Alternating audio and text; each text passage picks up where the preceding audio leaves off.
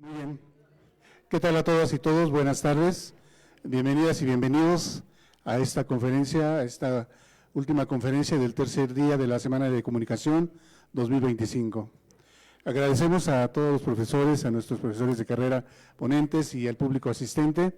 Y bueno, quisiera comentarles algo, y esto es lo que hemos venido haciendo a lo largo de todos los eventos y lo vamos a hacer hasta el cierre de la Semana de la Comunicación. Como bien saben, el pasado sábado tuvimos una condición muy lamentable en la cual un par de personas, de estudiantes de aquí de la facultad y de nuestra carrera, lamentablemente fallecieron en un trágico accidente. Entonces, a lo largo de esta semana, en todos los eventos lo que hacemos es dedicarles ya sea un minuto de silencio en acompañamiento al dolor, en acompañamiento al duelo de los familiares, amigos y seres cercanos, que pues es una pérdida irrecuperable. Pero también en ocasiones hacemos un minuto de aplausos y esto es principalmente para reconocerles su valor, pero también porque lo hicieron de manera profesional, estaban precisamente cumpliendo con su cometido de informar, de estar en el lugar de los acontecimientos, de estar ahí para tomar esas fotografías y de darnos incluso esa información, de transmitirla. Les comento que también está en puerta el proyecto, ya se está platicando, de generar pues a través de la memoria de ellos, un concurso de fotoperiodismo que lleve el nombre de Berenice Giles y de Miguel Ángel Rojo. Entonces esto seguramente será una forma muy académica de poderles recordar a través del cariño que les tenemos. Por eso le pido a todas las personas presentes, por favor, se puedan poner de pie. En la conferencia anterior tuvimos un minuto de silencio y les voy a solicitar, por favor, que en esta conferencia hagamos un minuto de aplausos para reconocer tanto a Miguel como a Berenice. Adelante.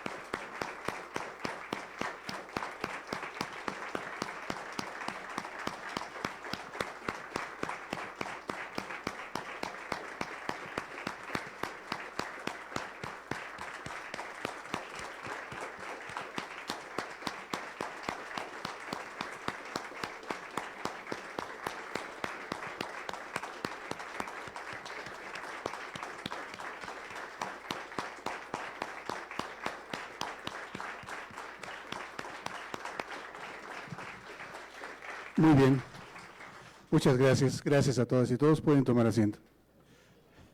Y bueno, sin más preámbulo, como reiterábamos, agradecemos la presencia de nuestras profesoras, nuestros profesores de la carrera de Comunicación y Periodismo en este conversatorio titulado Proyectos y Avances de Investigación de la carrera de Comunicación y Periodismo. Y a continuación cedo el uso del micrófono al maestro Antonio Rosas Mares, quien fungirá como moderador. Adelante, maestro Antonio. Bueno, ¿se escucha? Bueno, ya estamos encendidos, ¿no? Ok, cambiamos.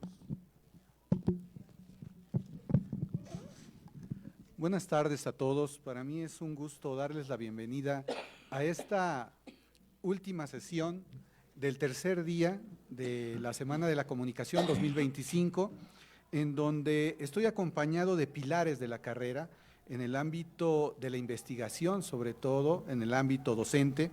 Son profesores que se dedican realmente a hacer academia y es un gusto para mí, no solamente por lo que significan para la carrera, sino porque son profesores con los que convivo a diario y que finalmente son profesores que dejan mucho a esta institución. En primer lugar, les voy a presentar a la maestra Feliciana Angélica López Matías, en segundo lugar a la doctora Araceli Noemí Barragán Solís, en tercer lugar al doctor José René Rivas Ontiveros y al final de esta charla escucharemos al doctor Hugo Luis Sánchez Gudiño, quienes nos hablarán en lo general de los proyectos y de los avances de investigación que tienen en la facultad.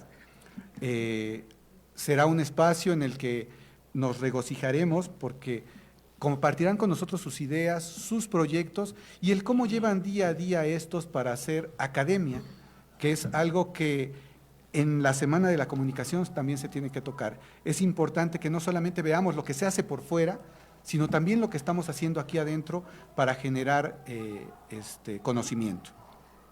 En primer lugar, me voy a permitir leer la síntesis curricular de la maestra Feliciana Angélica López Matías, quien será quien abrirá esta charla. Feliciana Angélica López Matías es maestrante en Comunicación por la Facultad de Ciencias Políticas y Sociales de la UNAM, licenciada en Periodismo y Comunicación Colectiva por la ENEP Aragón y profesora con 38 años de antigüedad académica. Fue ganadora de una plaza como profesora de carrera en el área teórico-técnica en la especialidad de radio, titular de 2 definitividades en las materias Opción Vocacional de Radio 2 y Seminario Taller de Radio 3, organizadora, coordinadora y moderadora de eventos académicos virtuales como pláticas, conferencias y entrevistas con gente de radio. A propósito de los 100 años de la radio, se realizaron cápsulas desde la perspectiva de lo que le interesa a los jóvenes y desde 1996 ha coordinado prácticas de campo, lo mismo a radios comunitarias, indigenistas, públicas, universitarias y privadas como el TEC de Monterrey, Campus Estado de México, y a estaciones comerciales en la Ciudad de México como la XEW, Radio Fórmula, Grupo Radio Centro y Escucha Radio, un medio online donde los jóvenes productores han transmitido programas en vivo. La profesora fue miembro fundadora de la Asociación Mexicana de Creadores e Investigadores de la Radio, la AMCIR, desde 1999 a 2007, y durante ese tiempo realizó trabajo colaborativo con profesores de radio de las distintas universidades del Valle de México en la organización de foros académicos sobre la situación de la radio para diferentes universidades públicas y privadas. Ha sido responsable de 3 proyectos radiofónicos colectivos aprobados por el Instituto Mexicano de la Radio, el IMER, mismos que se transmitieron en diversos periodos a través de la frecuencia XCDTL 660 de AM, Radio Ciudadana, Voces en Plenitud de 2004 a 2007, Letras Sonoras en 2007 y Voces en Plenitud de 2012 a 2014. Sus inicios están marcados como reportera y colaboradora para distintos medios como el Ovaciones, el Universal, Notimex, Grupo 7, Instituto Mexicano de Televisión, Imevisión, e Instituto Mexicano de la Radio, el IMER. Le damos la bienvenida, maestra, y le cedemos ahora sí que cámaras y micrófonos. Adelante, por favor. Dice que no me micrófono. Ya están las cámaras. Yo nada más micrófono. Jóvenes, buenas tardes a los representantes de la carrera, al maestro Edgar Lara y al maestro Leonardo Velasco, así como a mis compañeros que están aquí en la mesa y sobre todo a ustedes por tener, por darnos algo de su tiempo para hablar de cosas que pueden ser importantes para algunos, ¿no? Yo espero que para todos. Miren, hablar de radio en los últimos años de repente es difícil ante un público joven porque ustedes ya no escuchan radio. Son muy pocos los que escuchan radio y muchas de las, a lo mejor de las conversaciones o de lo que les dicen otras personas acerca de la radio es que, pues, ¿para qué haces radio? ¿Para qué te inscribes en la especialidad de radio si la radio ya está a punto de morir, ¿no? Si la radio ya no existe. Y déjenme decirles que dentro de la academia, dentro de los salones de clase, sí me encuentro con esta situación, pero en la medida que los chicos estamos trabajando en la radio, haciendo radio, su perspectiva cambia. Y entonces lo que buscamos es que estos jóvenes que llegan como porque no alcanzaron cupo en televisión, porque no les interesa escribir y entonces se inscriben a radio, pero se llevan la sorpresa de que están trabajando para un medio ciego. Esta es una frase que acuñó Rudolf Argen allá por 1934, un alemán pedagogo que escribió sobre crítica de cine. Entonces, este medio ciego, la verdad, tiene infinitas posibilidades, ¿sí?, de seguir presente en la vida de nosotros. Probablemente porque estamos viviendo en la Ciudad de México no lo vemos y no lo percibimos de manera tan importante, pero cuando salen de viaje, cuando van a algún otro lugar, se dan cuenta que la reina de los medios en ciertas zonas del país todavía sigue siendo la radio. Y nosotros queremos seguir trabajando solo aquí, en la Ciudad de México, ¿no? Para otros medios, pero no pensamos en que la sociedad, que el país es muy grande y que tiene otros requerimientos de comunicación, y allí es donde entramos nosotros con la radio. Bien, les decía que este medio ciego tiene muchas posibilidades, porque entonces no se trata nada más de escribir por escribir ni de copiar textos escritos para pegarlos en un papel y leerlos en un guión y decir que se hace radio. Se hace radio para un medio que se escucha, para gente que está escuchando. Escribimos para alguien que escucha, no leemos textos. Bien, entonces, ¿de qué trata este trabajo que les voy a presentar? Miren, ustedes ya escucharon un poco la antigüedad, que bueno, ya habla mucho de esto, pero sobre todo creo que a través de los años y la experiencia en clase con diferentes generaciones de jóvenes, a los que yo llamo jóvenes productores, es muy enriquecedora. A mí lo que me enriquece son ustedes, son los errores que cometemos, son las críticas que hacen, son los análisis y sobre todo son las propuestas que ustedes traen a cabina, ¿no? Esas son las que nos enriquecen todos los días, y cada quien trae algo distinto. Entonces, lo que estoy trabajando en el seminario Taller de Radio, ustedes verán ahí entre comillas un lema que se llama Puerta Abierta a la Experimentación y Creación. En algún momento ya lo he dicho, hace ya cerca de 10 años, dije, tengo que tener una línea de trabajo. Y entonces, ¿qué es lo que nos hace falta en la radio? Bueno, nos hace falta experimentar para no repetir los mismos esquemas de hace 100 años, porque la radio ya va como en los 104 años. Entonces, no podemos repetir los mismos esquemas, los mismos temas, los mismos contenidos, las mismas producciones. Tenemos que renovarlo en función de las necesidades de ustedes, ¿sí? Y de la gente que está allá afuera. Y dije, bueno, voy a crear un lema para mi materia. Y el lema de mi materia que puse es puerta abierta a la experimentación y creación. Esa puerta abierta es la entrada al taller. Y dentro del taller, entonces yo me obligo a que esa va a ser mi línea de trabajo. Sí la investigación, pero sobre todo que a partir de ello ustedes investiguen y empiecen a crear y tengan propuestas nuevas, ¿sí? Siempre acordes a los años que estamos viviendo, ¿no? Que creo que eso es lo importante.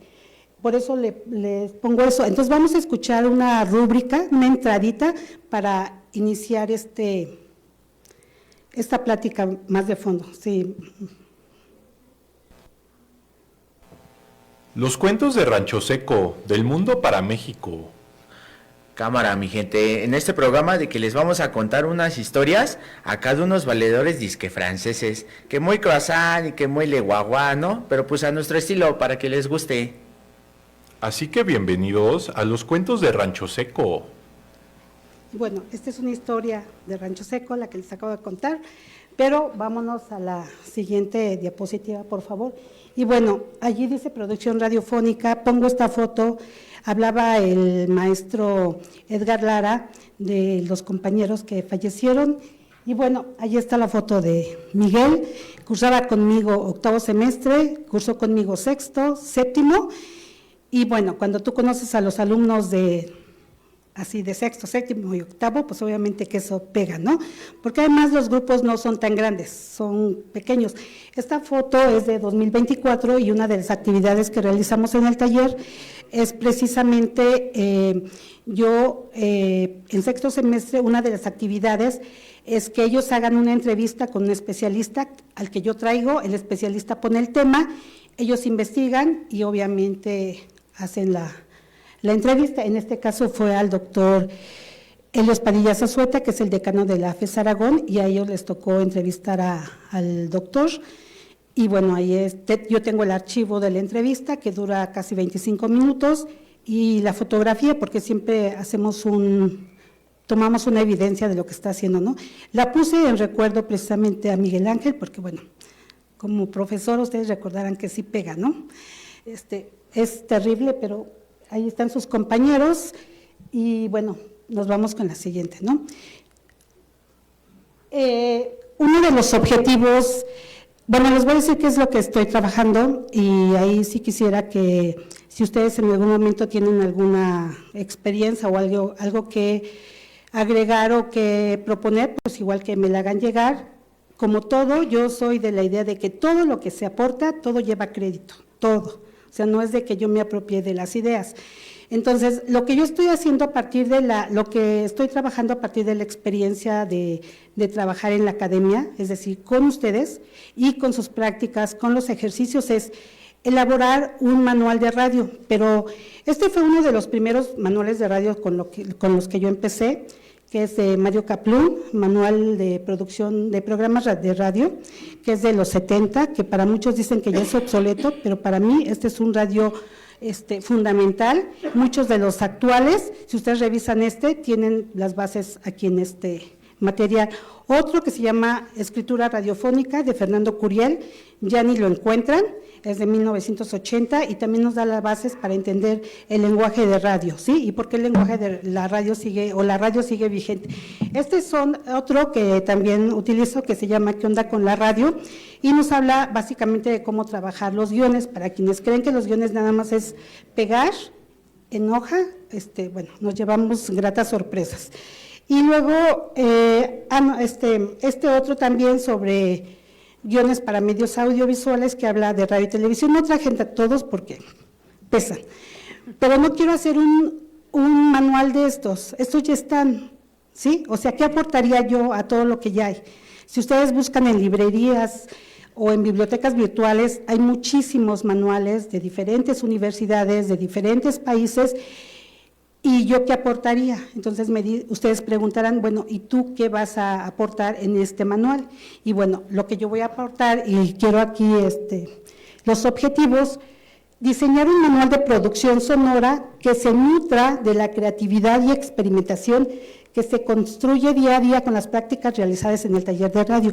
Yo quiero rescatar, o de hecho he estado tratando de rescatar lo que se trabaja en el taller, las propuestas. Hay muchas propuestas que valen la pena, hay muchas ideas, hay muchos cambios que hemos hecho sobre la marcha, porque no hay reglas, es lo que sale y que se escucha bien y que funciona, y entonces eso lo jalamos, ¿sí? Pero entonces yo quiero el manual, pero a partir de lo que se genera dentro del taller, las experiencias y todo lo que ustedes aportan día con día, ¿no? Desde los errores hasta los aciertos. Y en ese sentido creo que es interesante porque es a partir de la práctica dentro del taller con los jóvenes, ¿no? Con las diferentes generaciones, digamos que son como de 2 años a la fecha, cuáles son esas aportaciones y cómo se cambia en estos tiempos, ¿no? Donde ya la inteligencia artificial está presente también en la parte de producción. Eso creo que también es importante. Y bueno, la siguiente, por favor. Aquí les traigo un ejemplo ahí está la foto de los autores de este podcast, no puse todos los nombres. El año pasado empezamos a experimentar, porque dijeron, experimentemos con el podcast. Nada más es la entrada, cómo empiezan, ¿no?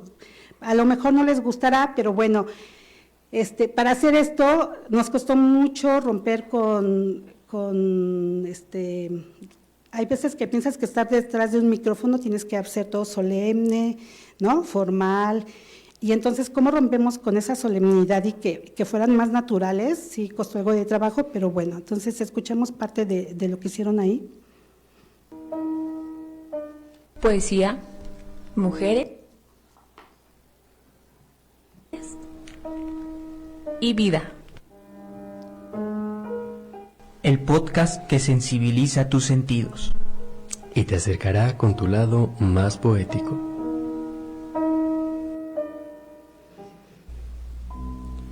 Hola amigos de la poesía, bienvenidos a este primer episodio de Poesía, Mujeres y Vida. Les habla Rocío Nava, Aries aventurera, alma inquebrantable, eterna enamorada de los astros y por supuesto fanática de los libros de romance y de fantasía. Bueno, aquí a mi lado tengo a la otra parte un poquito triste de este podcast, gran amiga y compañera de copas algunas veces y de tragedias muchas veces, Sophie. Justo una tragedia nos unió, entonces claro, creo que es una buena entrada. Pero además de todo esto que soy con Chio, también soy una entusiasta de la literatura, poesía y música. Soy fiel creyente de que en algún libro, poema o canción alguien ya plasmó lo que no podemos definir. Y al igual que uno de mis autores favoritos, Jorge Luis Borges, soy desagradablemente sentimental. Muchas veces más desagradable, pero... Hasta ahí. Miren, algo que es importante, sí, se hicieron varios, hicimos de literatura, de poesía, ¿no? De mujeres poetas.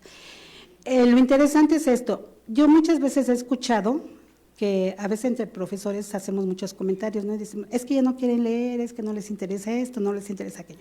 Pero lo que yo descubro en el taller de radio es, por ejemplo, a algunas alumnas que son apasionadas de la poesía, habrá otros no, de otras cosas. Pero, por ejemplo, a esta chica, pues le encanta todo lo que es la literatura de Borges, digo, no es cualquier escritor, es un escritor importante latinoamericano. Y entonces, cuando tú las oyes hablar y expresan a través de la radio sus emociones y te transmiten ese gusto por la lectura y todo, tú encuentras a jóvenes con otros gustos, ¿no? Con otros conocimientos. Entonces me parece importante porque además cuesta trabajo que todo eso que traen lo transmitan de otra forma, que no sea tan formal ni escrito de manera cuadrada, sino que llegue de manera fácil porque el que está del otro lado escucha.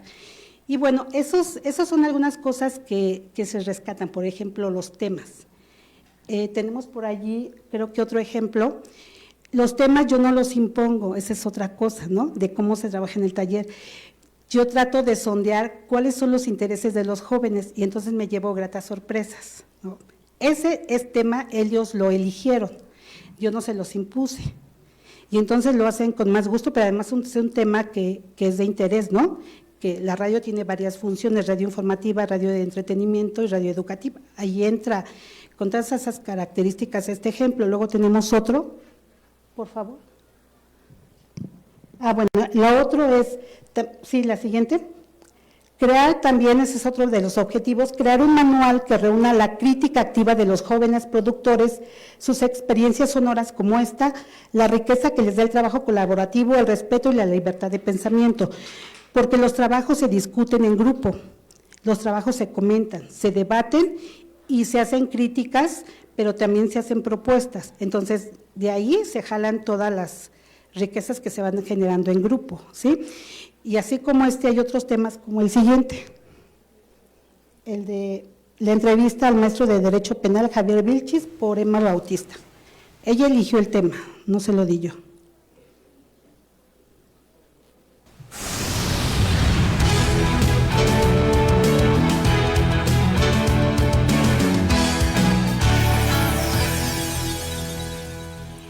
Hola, buenos días universitarios, los saluda Emma Bautista, es un gusto para mí estar aquí con ustedes. Espero se encuentren súper bien y estén empezando esta semana con toda la energía del mundo. Muchas gracias por estar escuchando. El día de hoy me acompaña aquí en cabina Javier Vilchis, maestro en Derecho Penal. Hola, Javier. Hola, buenos días, ¿cómo estás? Muy bien, vamos a hablar acerca de un tema bastante recurrente en México, el feminicidio.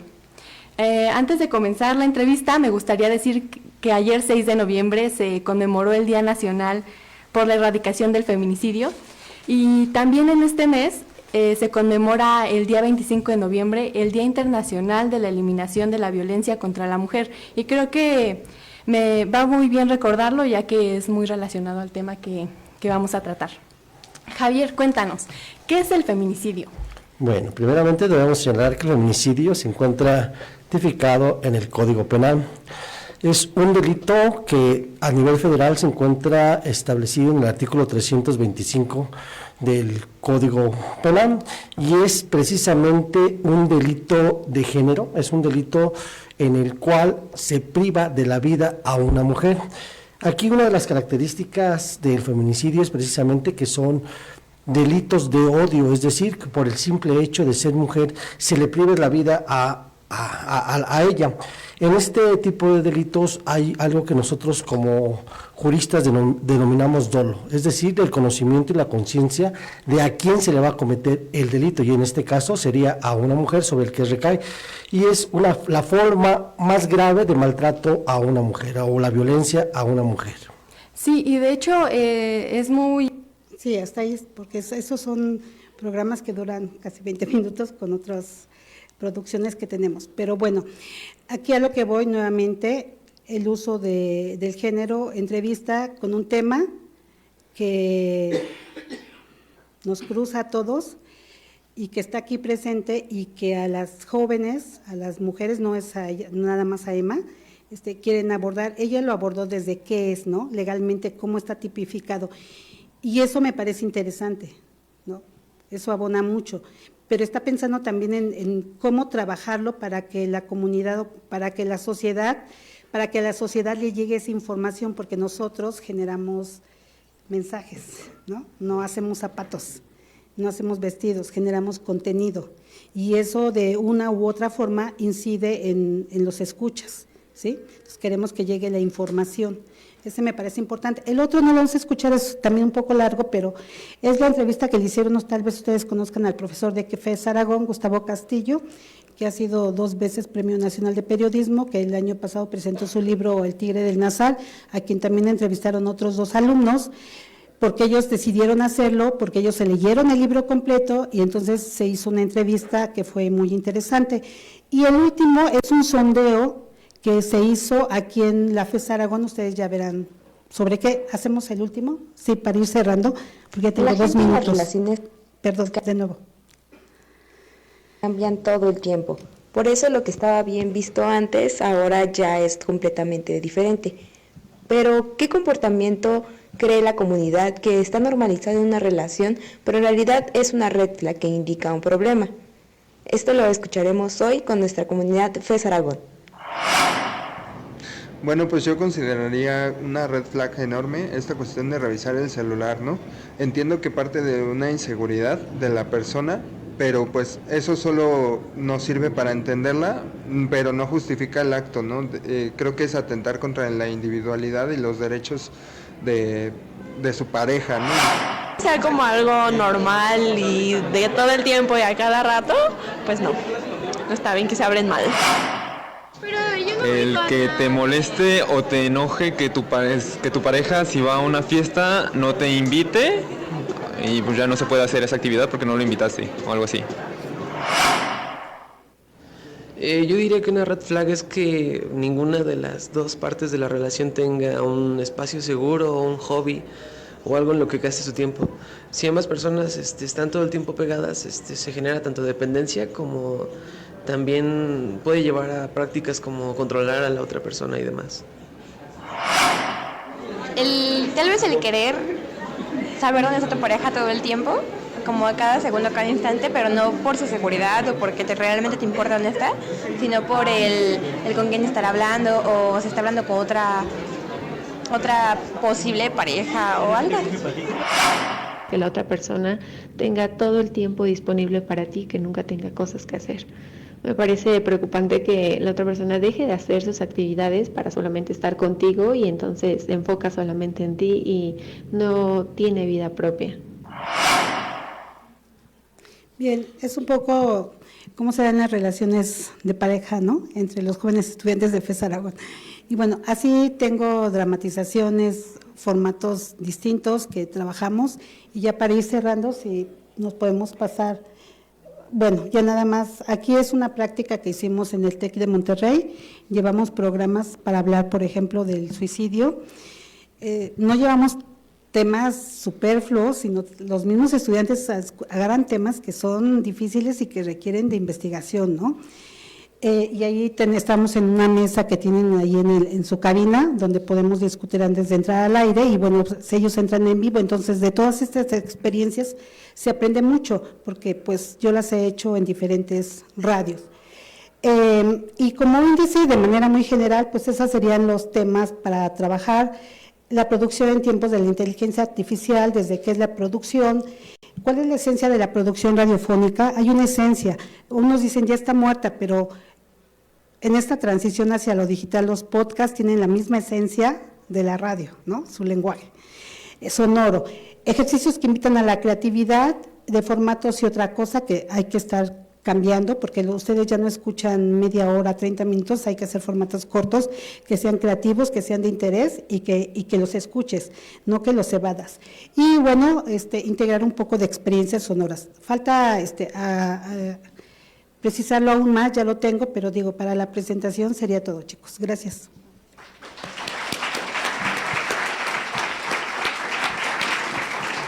A ver si ahora sí. Ahí está. Muchas gracias, maestra Angélica. Vamos a dar paso ahora a los comentarios de la doctora Araceli Noemí Barragán Solís, no sin antes recordarles que en caso de que ustedes desean participar con comentarios o preguntas, al final de la charla de los 4 profesores tendremos un espacio dedicado para ello, y pueden hacer las personas que están aquí en vivo levantando la mano, o las personas que se encuentran siguiéndonos desde la transmisión en Facebook a partir de los mensajes de texto que se pueden dar por ahí. ¿Sale? Entonces, me voy a permitir leer un pequeño abstract del currículum de la doctora Barragán para poder cederle la palabra. La doctora Araceli Noemí Barragán Solís es profesora de carrera asociado B, tiempo completo interina, adscrita a la licenciatura en Comunicación y Periodismo de la FES Aragón, UNAM. Es licenciada en Periodismo y Comunicación Colectiva por la ENEP Aragón de la UNAM. Realizó sus estudios de maestría en Pedagogía en esta misma institución y el doctorado en Pedagogía lo realizó con beca CONACYT, también en el programa de posgrado de la UNAM. Llevó a cabo 2 años de estancia postdoctoral en el programa Doctorado Interinstitucional en Educación de la Ibero Puebla, con beca CONACYT, y tiene un diplomado en Producción Editorial de Producciones Periódicas.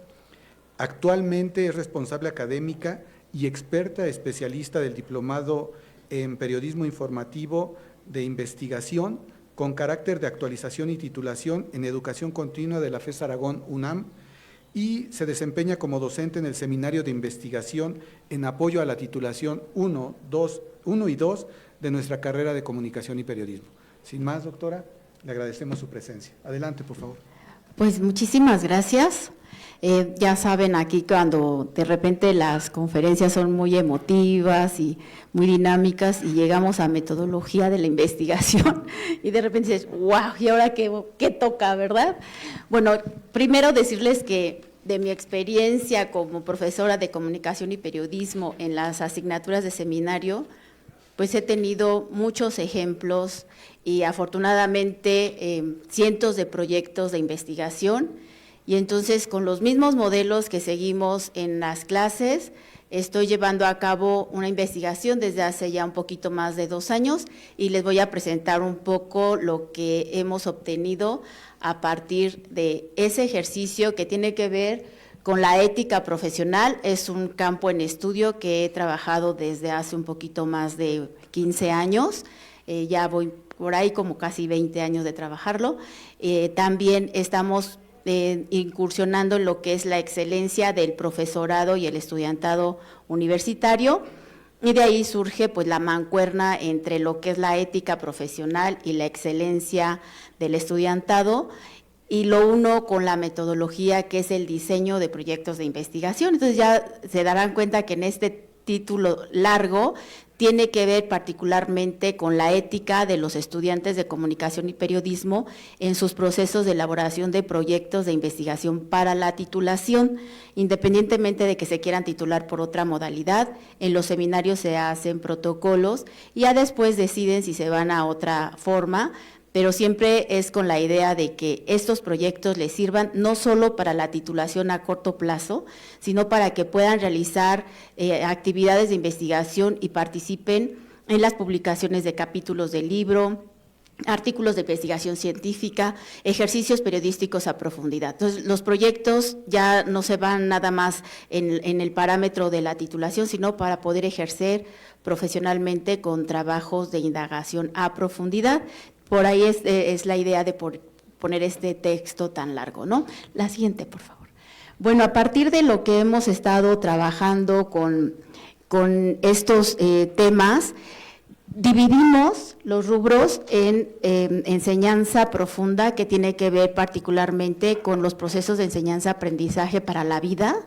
La información que se les da como un parámetro general de cómo hacer un proyecto de investigación y cómo ponerlo en práctica, pues tiene que ver con los conocimientos adquiridos a lo largo de toda la carrera, pero al final, como siempre dicen, ¿y por qué no empezamos el proyecto antes de séptimo y octavo? Porque no nos da tiempo. Necesitamos conocer las otras materias, tener también una madurez en lo que son los procesos de investigación. Entonces, ¿qué conocimientos se tienen para la investigación? Y cerramos con ética profesional de la comunicación y el periodismo. Son los 3 rubros que estamos trabajando. Quiero decirles que las imágenes que estoy presentando ahorita es de mis alumnos. Les decía durante la clase que si me daban chance de tomarles fotos y que las iba a usar en las presentaciones, pero que les iba a poner un poquito de filtro, por eso se ven medio borrosas. Entonces, todas están, todos me dieron autorización para poderlas presentar. Bueno, el objetivo general de la investigación tiene que ver con conocer la parte de los valores, la parte del desempeño y también cómo los identifican los estudiantes de los últimos semestres de la carrera. Por eso tenemos ahí como objetivo conocer la formación ética profesional, pero en este proceso de elaboración de los protocolos de investigación. Como les voy a presentar solamente una parte de este proyecto que es muy grande, ya llevamos las 3 etapas, un poquito más de año y medio del trabajo empírico y pues eso ya nos lleva al trabajo del análisis de los contenidos un poco más. Entonces vamos a ubicar el rubro de lo que es el aprendizaje profundo. De ahí que tenemos el objetivo de aquí tengo las preguntas de qué se lleva a cabo, qué llevan a cabo los estudiantes para poder realizar sus investigaciones, pero apegados a esta parte de la ética profesional.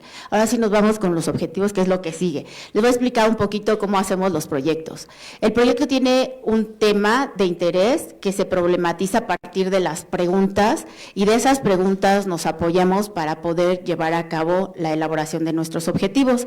Entonces, de las preguntas y los objetivos se darán cuenta que tienen más o menos las mismas palabras, nada más cambiamos el interrogante por el objetivo y acomodamos la redacción para no tener siempre la misma forma o evitar de una u otra manera lo que sería la redundancia.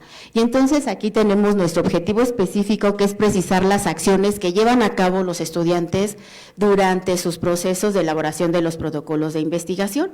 Entonces, ¿qué es lo que hacemos en esta tarea de la búsqueda de la indagación? Pues diseñamos un instrumento cuestionario que se aplicó en grupo a partir de una serie de preguntas que se dividieron en 2 grandes bloques. Primero, la parte de los datos generales y luego los 3 espacios o ámbitos de interés de investigación. Aquí pues hemos obtenido ya información relevante y yo agradezco ampliamente la participación de mis alumnos. Lo hicimos a partir de un cuestionario cualitativo con preguntas abiertas, preguntas cerradas, de opción, de selección, opción-selección, y también las preguntas que de una u otra manera nos llevan a escalas. ¿Por qué? Porque tenemos que ubicar también comportamientos, actitudes. Se aplica en grupo y para tener un control de que sí eran estudiantes y que sí estaban en los seminarios de investigación, se utilizaron los formularios de Google. Esto lo aprendimos a partir de la pandemia. Se utilizaban mucho los instrumentos porque no podíamos entregar ya los documentos, estar de manera presencial. Y en una ocasión, durante unas charlas con otros investigadores, una investigadora nos dijo, tengo la dificultad del instrumento porque lo estoy aplicando y no tengo la seguridad de quiénes están contestando. Entonces empezamos a idear cómo controlar que la persona que está contestando realmente esté dentro de ese bloque de un muestreo que nosotros determinamos es una muestra intencionada o deliberada a partir de que los que van a participar o van a contestar sean esos sujetos que uno está solicitando. Y entonces utilizamos nuestro Classroom, de tal manera que dentro del salón se pasaba la lista para la participación, se les pedía el consentimiento informado y ellos contestaban el formulario y lo entregaban en ese momento. Ustedes ya están familiarizados, ¿no? Que ya no hay tiempo, entonces se cierra el cuestionario. En ese momento nosotros registrábamos realmente quiénes eran los participantes y así aseguramos un poco los datos que les voy a presentar a continuación. Principales resultados a partir de esta aplicación en los grupos, por favor. Participaron 118 estudiantes de séptimo y octavo semestre. Aquí tenemos un poco la referencia porque les pedíamos en género que nos contestaran, ¿verdad? Un poquito más de la mitad de los participantes contestaron ser de género femenino, tantito menos masculino. Hay quienes prefirieron no contestarlo y otros no dijeron, ¿no? Ya estaba la opción para que lo pudieran determinar.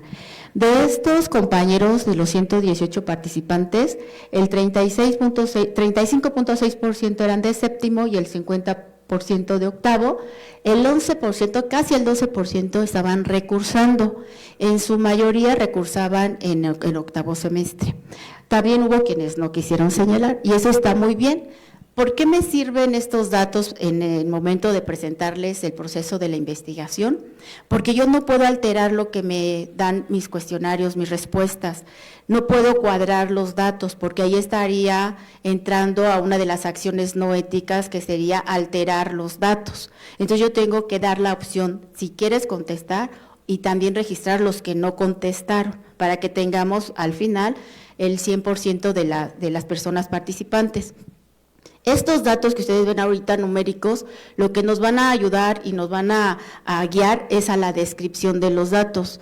Quienes ya cursaron la materia de estadística, pues ya saben que por ahí andamos con la estadística descriptiva y en los trabajos de investigación tenemos esta herramienta para poderlos elaborar, dado que es un trabajo cualitativo. Nosotros lo planteamos como una investigación descriptiva, analítica, desde el enfoque cualitativo. Entonces, por eso esos datos que ahorita ustedes van a estar recibiendo son con números, sacamos frecuencias y de ahí describimos la información. La siguiente, por favor. Nosotros tenemos entonces desde aprendizaje profundo algunas preguntas que tienen que ver con la literatura. Nosotros hacemos una revisión de la literatura para poder fundamentar la propuesta de investigación y ahí resultó que uno de los investigadores a los cuales se le atribuye el interés por trabajar lo de la excelencia del profesorado y del estudiantado es Ken Bain, un estadounidense que elaboró un trabajo a largo plazo haciendo entrevista con egresados de la universidad, de varias universidades, también trabajó con los profesores y con los compañeros docentes como pares para poder saber qué opinaban de los compañeros extraordinarios y asimismo observó en el aula a ver cómo se desempeñaban. Con esta idea, él caracteriza a los estudiantes destacados, sobresalientes o extraordinarios, que son nuestros estudiantes participantes en esta investigación, y entonces una de las características fundamentales tiene que ver con si recuerdan o no recuerdan los conocimientos adquiridos. Entonces se les pregunta en una de las preguntas directas, ¿verdad?, que si ustedes recuerdan los contenidos de la materia para elaborar sus tareas. Ampliamente dicen que sí lo recuerdan, pero luego pasamos a otra, la siguiente por favor. Pasamos a otra pregunta, donde ¿recuerdan los contenidos para realizar los exámenes? Sí, pues la mayoría, casi siempre los recuerdo. Si se fijan, son poquitos los que dicen, como que se me va olvidando. Pero viene después otra referencia. ¿Olvidas después de haber hecho los exámenes y las actividades? Ese es un parámetro muy importante. ¿Por qué razón? Porque cuando se estudia para un examen y nada más te interesa acreditar el examen, te vas a aprender un montonal de cosas.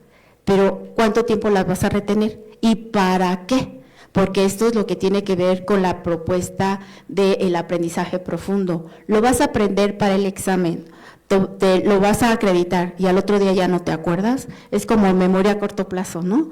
Bueno, ¿y para qué me voy a acordar después? Porque lo vas a poner en práctica, en tu desempeño profesional, después de haber salido de la universidad. No hay que aprender para la calificación o preocuparte por tener un 10. Entonces, Ken Bain señala particularmente, puedes olvidarlo ¿Olvidas? Entonces aquí tenemos la siguiente, por favor. ¿Olvidas los contenidos después de la evaluación? A veces, vean, el alto, a veces, casi siempre, casi nunca, entonces va disminuyendo. Y la otra, la siguiente, por favor. ¿Cuántas horas le dedicas? Fíjense cómo se va juntando esta perspectiva. ¿Recuerdas? ¿Olvidas? ¿Te acuerdas de lo que estudiaste para el examen y después del examen ya se te olvidó o sigues recordándolo? Ahora fíjate, ¿cuántas horas dedicas? ¿Qué dicen los teóricos? Está otros investigadores como Zabalza, está Reyero y otros autores básicamente que hablan de la excelencia del profesorado y del alumnado, en donde refieren que el tiempo que dedicas a tus materias va a ser significativo a lo largo de tu vida. Pero no solamente el tiempo para tu examen o para tu actividad inmediata, sino para el futuro. Y aquí se tiene que reunir también una perspectiva mejor. ¿Cuánto tiempo le dedicas a tus materias? Y ya decimos, pues 1 hora, hasta más de 3 horas. Si cerráramos esta muestra a 100 estudiantes, menos de la mitad le dedican 1 hora. Pero si ya nos juntamos con 2 y 3 horas, casi llegamos igual, al parejo, entre 1 y 3 horas. Pero vamos a otra actividad. ¿Qué haces además de estudiar para tus asignaturas? Por favor, pues ahí está, le dedicas horas a otras actividades y revisar materiales, pero que tienen que ver con tu carrera y vean cómo sube el porcentaje. Y entonces tenemos desde 1 hora, pues sí, mínimo 1 hora, ¿no?, al día, pero van de 2 a 3 horas nuevamente. Entonces, si juntáramos cuántas horas dedican a la escuela directamente a sus materias y algo relacionado con las materias, más de 2 horas diarias, independientemente de sus clases, ¿no? Entonces ya no que no leíamos, ¿no? No que no hacíamos tarea, están ahí demostrando que sí les interesa, independientemente de la calificación. Eso tiene que ver con las evaluaciones, tanto que nos preocupamos, ¿no? Hacemos la tarea y qué número voy a tener. Pues resulta que para los investigadores en esta referencia de la caracterización de los estudiantes destacados o sobresalientes, el 10 no es lo más significativo. Puedes tener calificaciones bajas, pero lo importante es que te enfrentes a esa evaluación y que hagas al máximo para modificar tus conocimientos, para lograr lo que en ese momento no lograste, darte cuenta de tus errores, de tus fallas, de las debilidades que tuviste en ese momento y entonces empezar a trabajar, ¿no? Si fue porque no le dediqué muchas horas o fue porque me equivoqué, ¿qué puedo hacer? Entonces yo les comentaba también en los grupos cuando trabajamos ya los datos, es que nosotros tenemos tareas de escritura, tenemos de audio, tenemos de video, fotografía, muchas actividades. Entonces no se van a reflejar los mismos números en cada materia, en algunas más, en otras menos, porque nos gusta, porque nos interesa. Y entonces ahí vienen otros datos que tienen que ver particularmente con los otros 2 campos que estamos trabajando. Cuando se les preguntó cuáles son los rasgos de ser un buen estudiante de comunicación y periodismo, altamente, pero sí mencionado prácticamente por más de la mitad de los participantes, fue la creatividad. Dijeron, un buen profesional es una persona creativa, una persona honesta, responsable, que trabaja con veracidad, que presenta, que trabaja siempre en búsqueda de la verdad y la responsabilidad social, que tiene que ver con los principales valores. La que sigue, por favor. Nosotros tenemos aquí entonces que entender qué hacen los estudiantes para enterarse, para estudiar, para tener el material que se les solicita en las actividades diarias, pues revisan ampliamente Internet. No está mal, pero también hay libros impresos, pero vean hasta dónde nos van quedando los documentos en biblioteca, muy bajito. Si se fijan, aquí son porcentajes muy amplios porque les dábamos la opción de que seleccionaran lo que ellos quisieran. Entonces, Internet audiovisual, eso es muy importante. Pero otra que destacan también en la parte de los compañeros que son sobresalientes es el trabajo en equipo. Y entonces ahí da así como una referencia muy amplia el que se acercan a sus profesores, pero más a sus compañeros, ¿no? La que sigue, por favor. Aquí otra cosa, bueno, para continuar con esta idea de que qué hacen, si se responsabilizan con el trabajo en equipo, pues sí, ahí está, que sí cumplen con la labor que les corresponde. En algunos casos dijeron, pues casi siempre, pero es la minoría. Entonces son características de ustedes como profesionales de la comunicación en un ejercicio que es permanente en su formación profesional, ¿sí? La que sigue, por favor. Bueno, este trabajo, que es una muestra de lo que estamos realizando, se ha dado a conocer en algunos otros lugares. La que sigue. Tenemos ya presentaciones en congresos nacionales e internacionales, como fue en el del COMIE en Tabasco, en los congresos de aquí del CIMA, del Centro de Investigación Multidisciplinaria Aragón, también en un congreso internacional en Cuernavaca, Morelos, en las jornadas nacionales de investigadores en educación y valores, de la cual soy parte de los socios. Estamos participando desde hace ya un poco más de 15 años ahí, y un artículo que ya se entregó está en revisión. Entonces, este trabajo se tiene que estar difundiendo, no solamente lo hacemos y lo guardamos, ¿no? Hay que difundirlo. La que sigue, por favor. Pues también otra actividad que estamos llevando a cabo como parte de la investigación es que estoy colaborando actualmente como colaboradora en un proyecto PAPIT. ¿Qué son estos proyectos? Bueno, son del programa de apoyo para proyectos de investigación e innovación tecnológica y tiene que ver con la inteligencia artificial.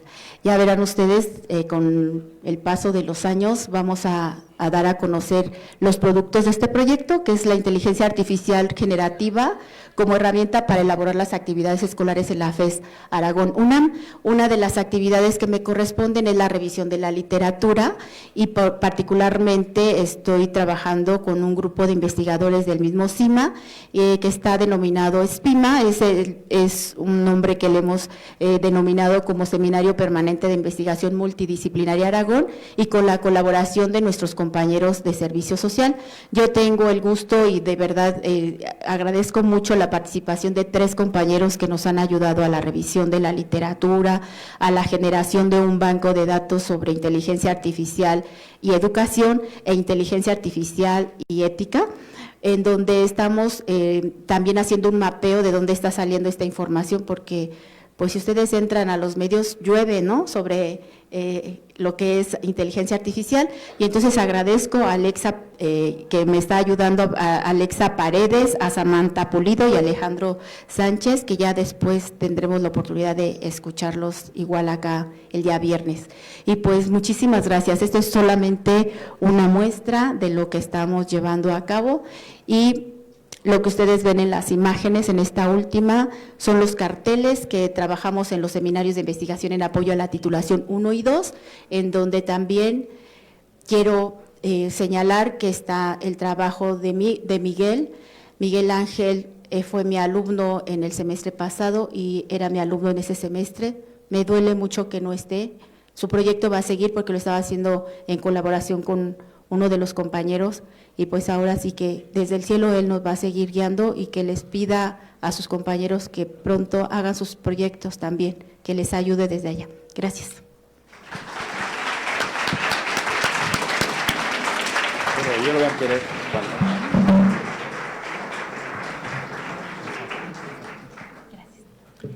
Muchas gracias, maestra. Vamos a dar paso ahora a la charla que nos tiene preparada el doctor José René Rivas Ontiveros, quien es doctor en Ciencia Política por la Facultad de Ciencias Políticas y Sociales de la UNAM, es profesor titular C de tiempo completo definitivo en la Facultad de Estudios Superiores Aragón de la UNAM. Como publicaciones recientes se encuentran La izquierda estudiantil en la UNAM, Organizaciones, Movilizaciones y Liderazgos, 1958 a 1972, Los años 60, la década que quisimos tanto, en donde fue coordinador. Sus líneas de investigación son el movimiento estudiantil mexicano, los partidos políticos en México, los procesos electorales y la izquierda y la derecha en México, así como el sindicalismo universitario. Como distinciones académicas, el profesor tiene PRI de nivel C, es becario de CONACYT, es miembro del Sistema Nacional de Investigadores desde el 2007 y tiene mención honorífica en el examen de grado de doctorado en Ciencia Política. Asimismo, pertenece a las siguientes organizaciones académicas que se nombran el Seminario Nacional de Movimientos Estudiantiles, el Claustro del Personal Académico de Carrera de la FES Aragón y la Asociación de Historiadores Latinoamericanistas Europeos, la AILA. Doctor, sin más, le cedemos el micrófono para conocer sus investigaciones. Bien, pues en principio quiero agradecer profundamente a los coordinadores de la carrera por incentivar ese tipo de actividades, igualmente a mis compañeros que me acompañan aquí en la mesa y por supuesto a nuestros alumnos de la carrera de Comunicación y Periodismo y a nuestros compañeros profesores que se encuentran aquí presentes. Efectivamente, yo voy a exponer, antes de que exponga el tema que estoy actualmente investigando, quiero presentar, así muy brevemente, 4 libros que publicamos el año pasado y que actualmente están en circulación. Uno de ellos es este que se ve aquí que se llama el Halconazo, sobre la masacre de estudiantes que hubo el 10 de junio de 71 en San Cosme. Este es un primer libro que está en circulación, está aquí incluso en la librería de la FES. El que sigue, por favor. El otro es testimonios de sobrevivientes de la masacre del 10 de junio.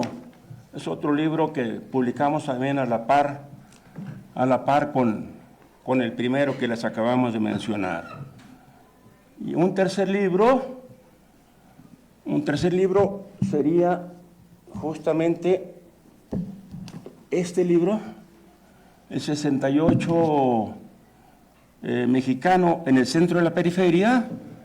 Este es un libro que tardamos pues algo así como 5 años en publicarlo, puesto que es un análisis de lo que pasó en 68, no solamente aquí en la Ciudad de México, aquí de la Ciudad de México y de Tlatelolco y de la UNAM, hay muchos libros, pero no así de lo que pasó en la provincia, de manera simultánea a lo que sucedía aquí en México. Entonces, aquí hay el análisis de 18 estados donde hubo movilizaciones en 68. Y finalmente, el otro libro es ¿qué sería este? Es un libro el cual hizo nuestro seminario dedicado a Raúl Álvarez Garín, que sin duda alguna fue el dirigente estudiantil, miembro del Consejo Nacional de Huelga en 68, desde mi punto de vista más prominente. Él murió desgraciadamente el 26 de septiembre del 14, justamente el día que desaparecieron a los 43 estudiantes de Ayotzinapa. Esta es una biografía de Raúl, es un libro también muy recomendable, que también se encuentran aquí en la librería. Bueno, esto es lo que hemos estado haciendo, lo que hicimos el año pasado, en el 24, y estos libros pues los hemos presentado en distintas universidades, en Tabasco, en la Universidad Juárez de Durango, en la Universidad de Puebla, en Oaxaca, en la Cámara de Diputados y en la Feria Internacional del Libro del Zócalo, que se llevó a cabo el año pasado. Y pues lo seguimos publicando donde nos invitan a difundirlo. Bien, después de ese comercial, la actual investigación que estoy realizando, ¿puede bajarle un poco más? Para que se denomina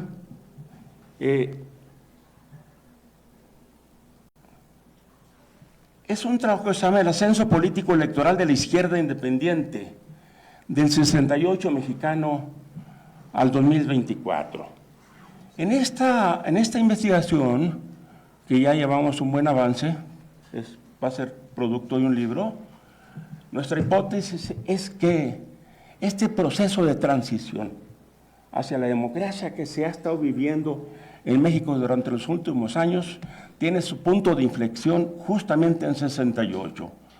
Y por eso el objetivo es, en este trabajo se analiza la forma en que luego el 68 mexicano, y con el fin de legitimarse, el régimen priista abrió diferentes válvulas de escape. 1, la apertura democrática; 2, la reforma política. Acciones que de inmediato fueron aprovechadas por las diversas fuerzas de izquierda para organizarse en partidos y buscar el cambio por la vía electoral. Por favor.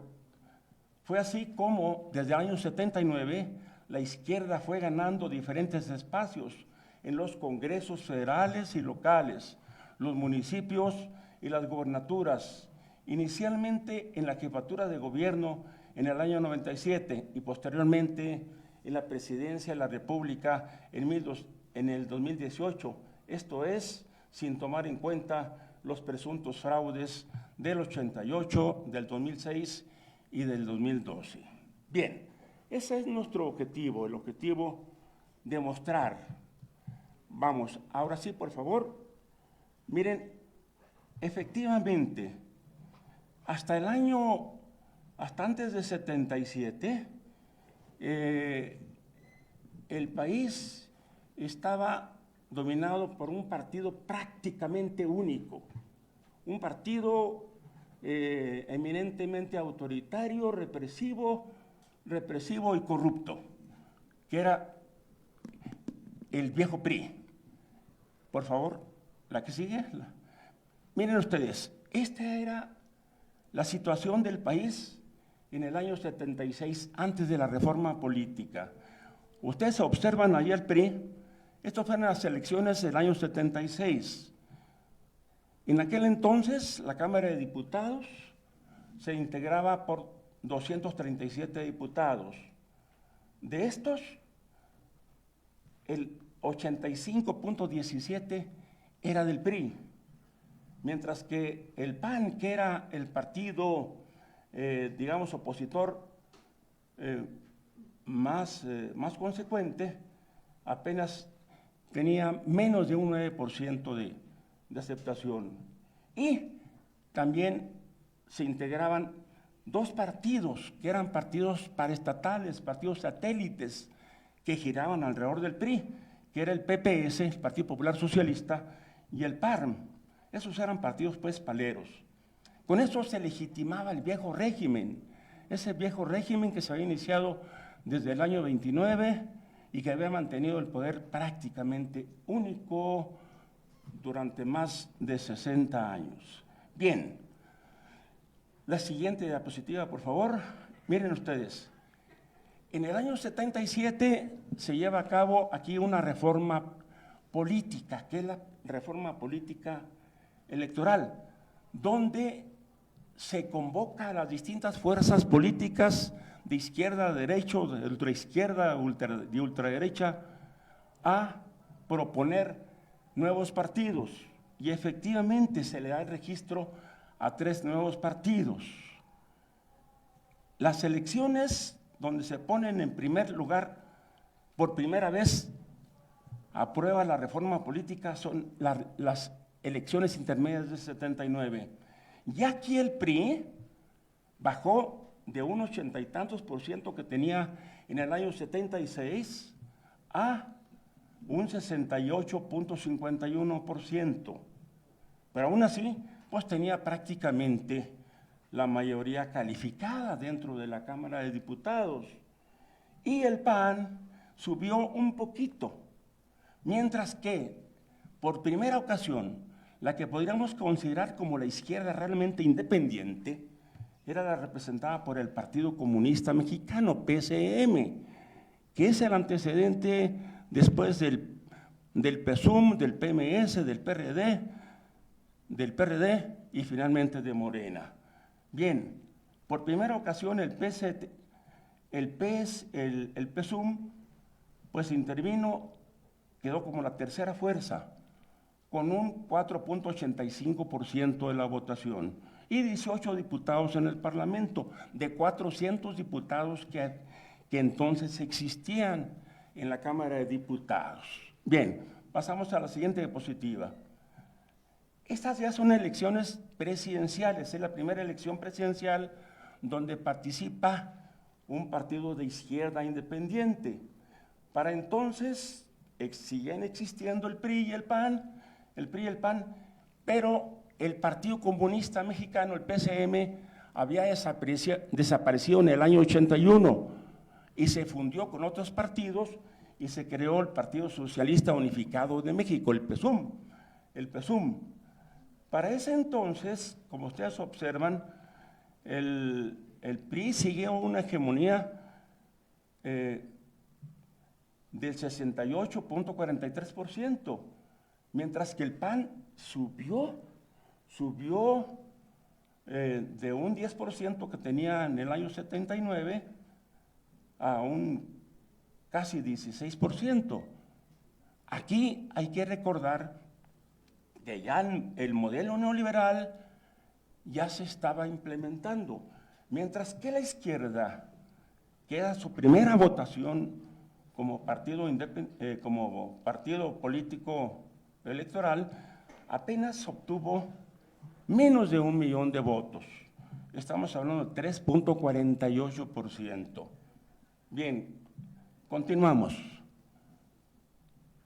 Mientras que en las elecciones del 85, año en que ya el neoliberalismo estaba en todo su apogeo,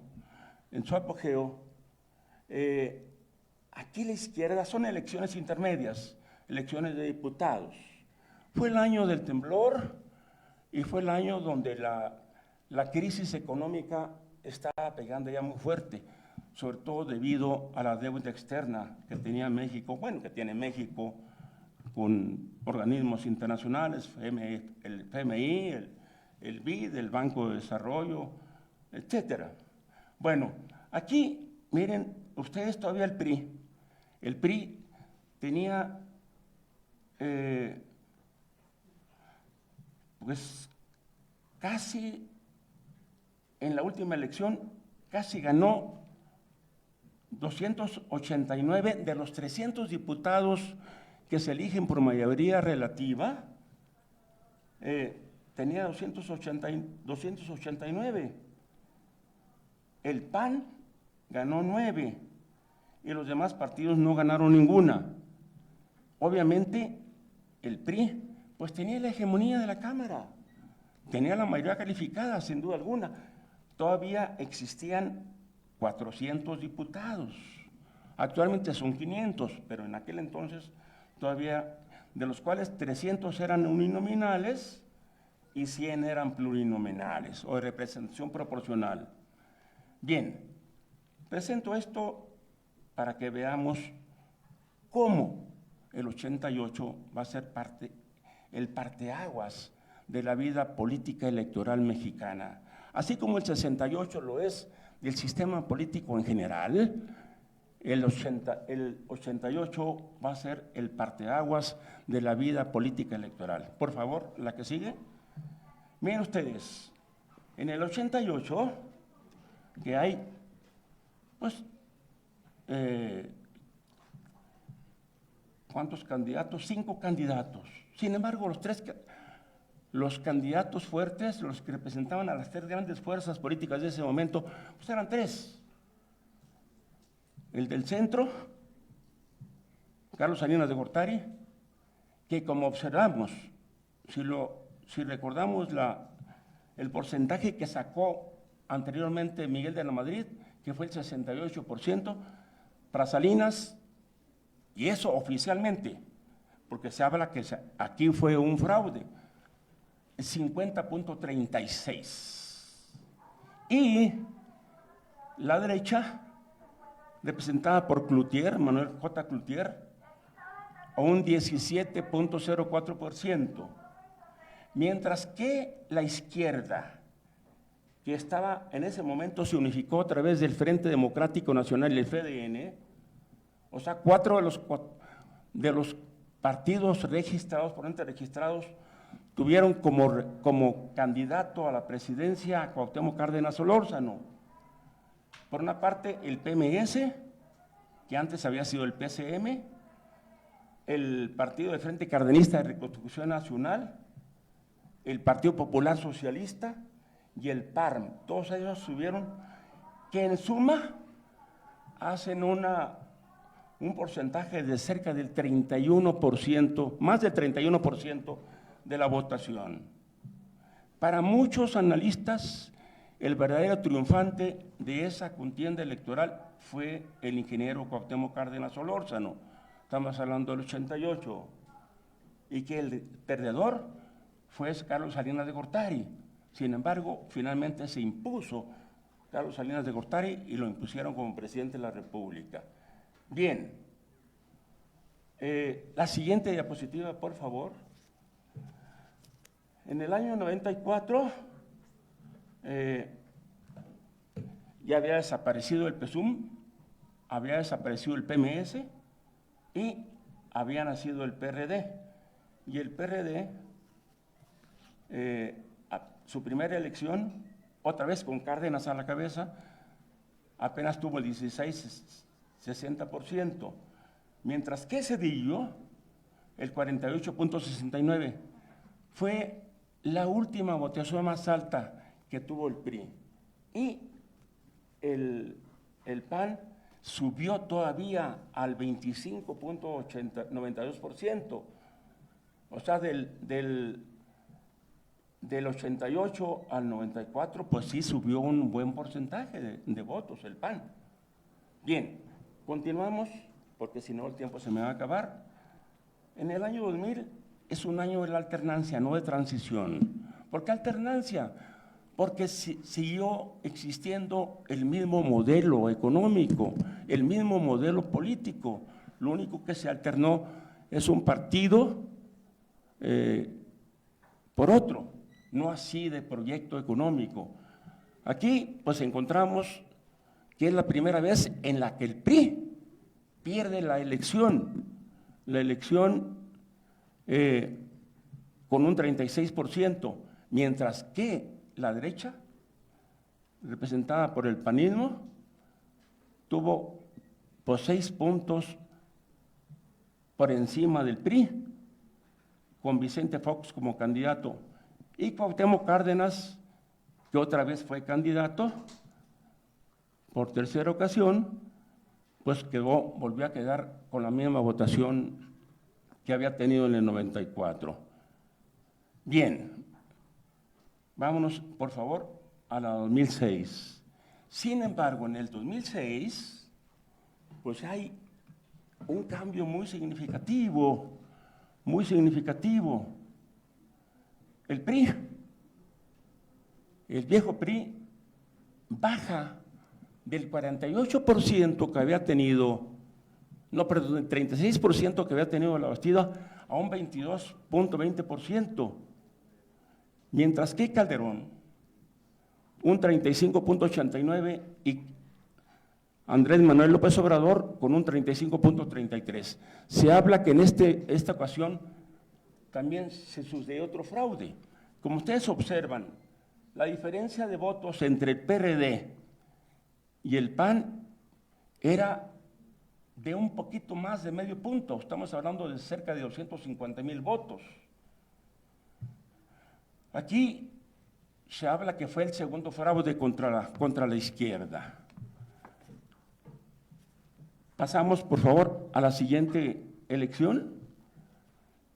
En la elección del 2012, el PRI recupera el poder con el 38,21%, mientras que el PAN pues pasa a un tercer lugar con el 25,40%, no obstante que ellos tenían el poder cuando se lleva a cabo la elección. Y Andrés Manuel López Obrador en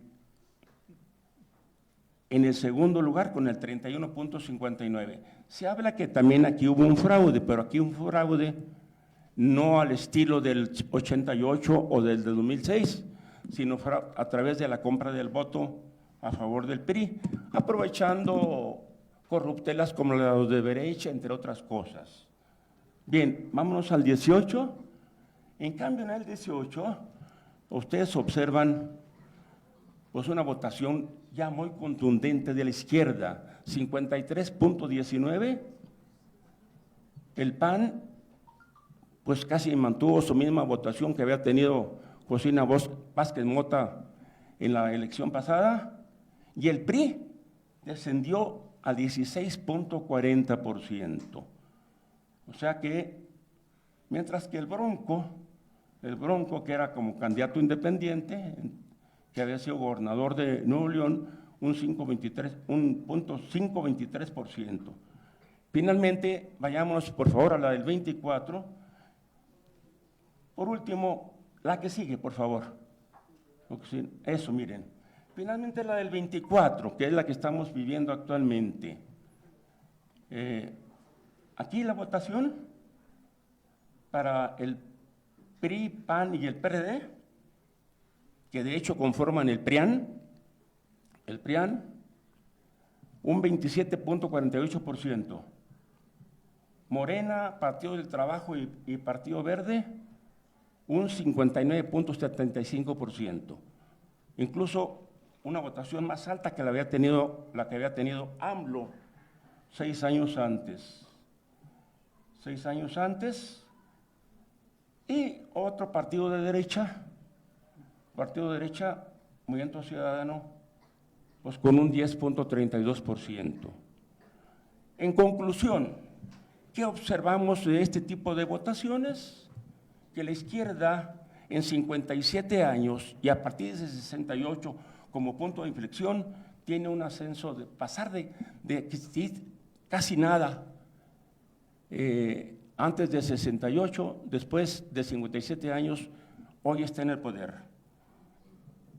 Morena no solamente tiene el poder ejecutivo, o sea, con la presidencia de la República, la mayoría en el poder legislativo, incluso la mayoría calificada, 24 de las 32 entidades federativas y la mayor parte de municipios en el país.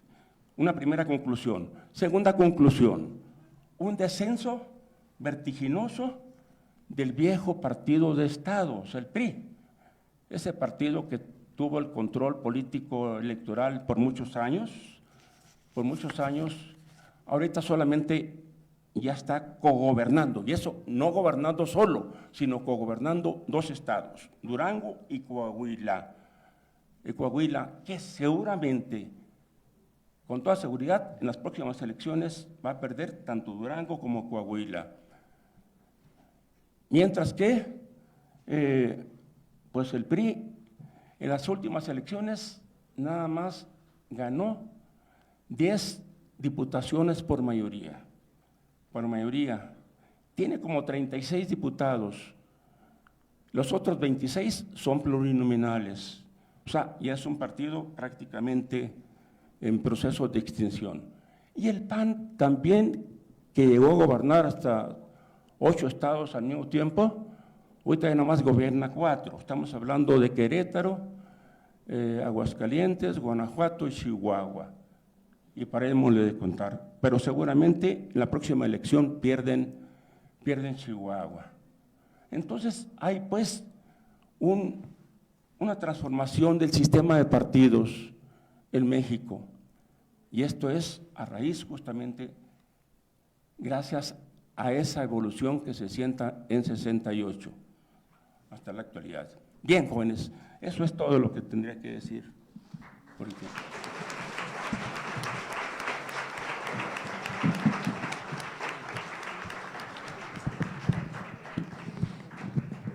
Muchas gracias, doctor.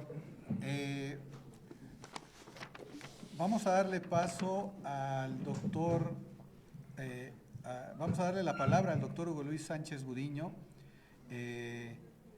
quien es doctor en Ciencia Política de la Facultad de Ciencias Políticas y Sociales, es profesor investigador en la UNAM FES Aragón y la Facultad de Ciencias Políticas y Sociales, es miembro del Sistema Nacional de Investigadores, SNI-CONACYT, de la Asociación Mexicana de Investigadores de Comunicación, la AMIC, y del Seminario Interdisciplinario de Comunicación e Información, SICI, de la Facultad de Ciencias Políticas y Sociales de la UNAM.